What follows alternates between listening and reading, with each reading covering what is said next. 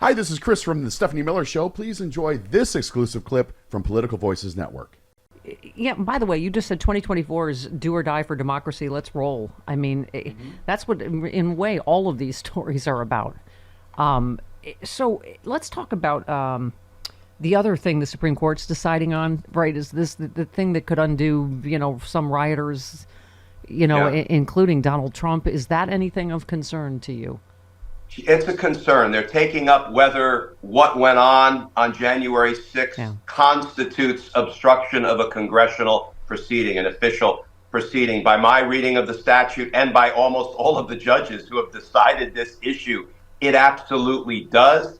I hope this isn't a way for the Supreme Court to kind of undermine things against Trump without looking like they're directly undermining things against Trump. But here's the good news, Steph.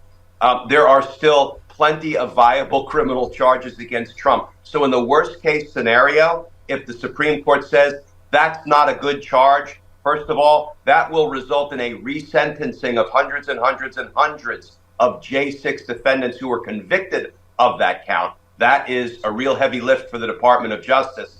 But it will leave the Trump prosecution largely unaffected because they'll just have to get rid of any impacted charge and go to trial on the remaining charges. So ultimately, we're going to be fine. I just hope the Supreme Court gets this right. Yeah. And do you have an expectation of time frame? I mean, we had Jill Wine-Banks on yesterday, who obviously everyone's citing the Nixon precedent about how quickly the Supreme Court moved on that. And if anything is in the national interest, it's finding out if, we're about to put an insurrectionist back in the Oval Office, right?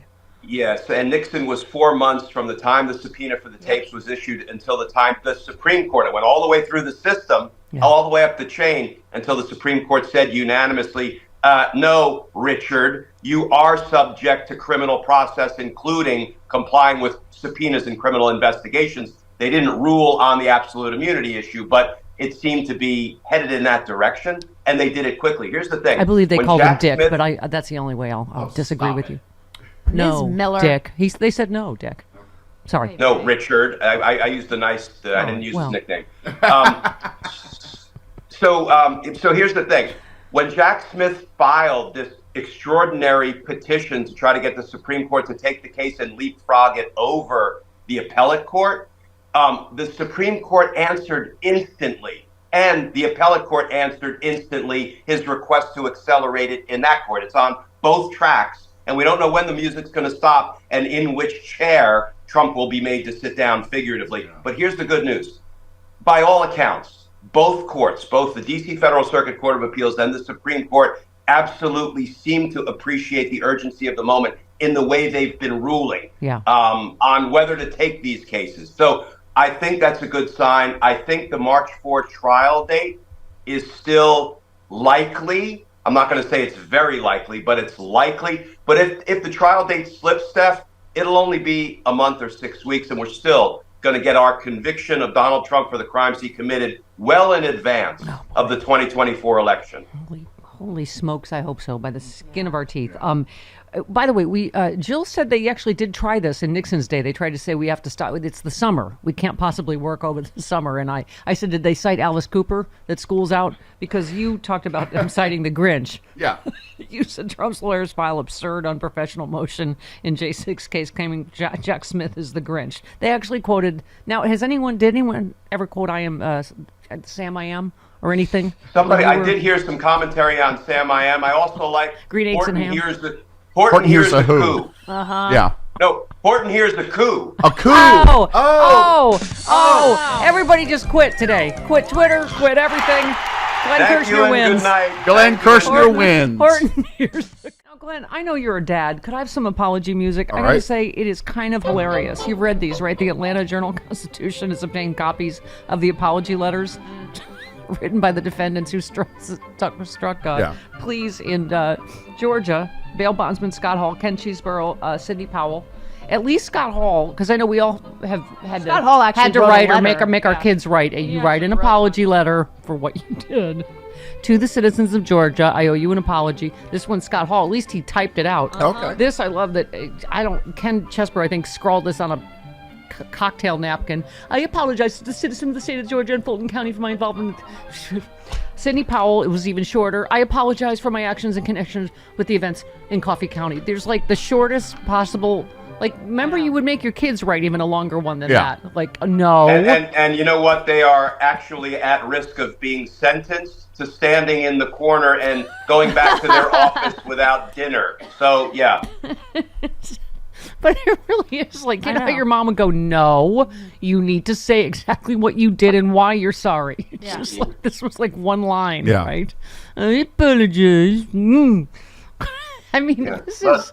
Yeah. And it tells you everything you need to know about those people. You know, the only reason they have, in theory, accepted responsibility by pleading guilty is because they're trying to save their own skin, right? They're trying to keep themselves out of prison. That's the only reason we're hearing anything from these people. I haven't seen a single ounce of actual remorse for them trying to, you know, run roughshod over the voters of Georgia. So, but you know what? We will take cooperating witnesses, flippers, in any way we can get them.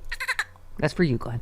One last one. Prosecutors in Michigan will present their case Wednesday against 15 state Republicans charged for acting as false electors for Trump. The charges against the accused false electors were announced by Attorney General Dana Nessel there in Michigan. So, you know, we've heard all these ridiculous excuses. Ron Johnson went on TV and said, like, oh, everybody has had fake elect. Democrats have done it too. And, you know, Caitlin Collins was like, what? Show me where. Yeah.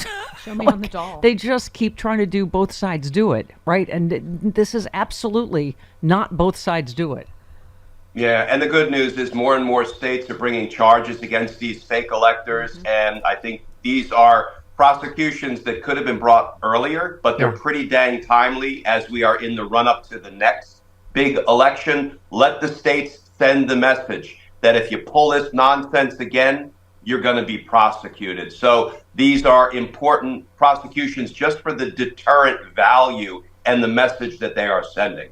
Just to end here, because I always go along with you, but anyway, for all of us that wanted Glenn Kirschner to be Attorney General, what do you, as a former prosecutor, what do you think Merrick Garland's feeling right now? Do you feel like he feels like that? Like, oh, damn, I overcorrected to not politicize the DOJ, and now we are on the verge of fascism in America?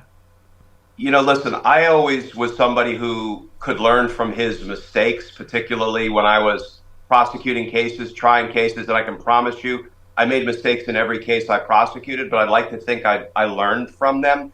I hope Merrick Garland is listening to the criticism from reasonable voices. Yeah. He is watching how things have not gotten better, but in many ways they've gotten worse because folks like Jim Jordan have not been held accountable for their crimes. So I hope he is learning that appeasement is probably not the best approach when it comes to people committing democracy-busting crimes.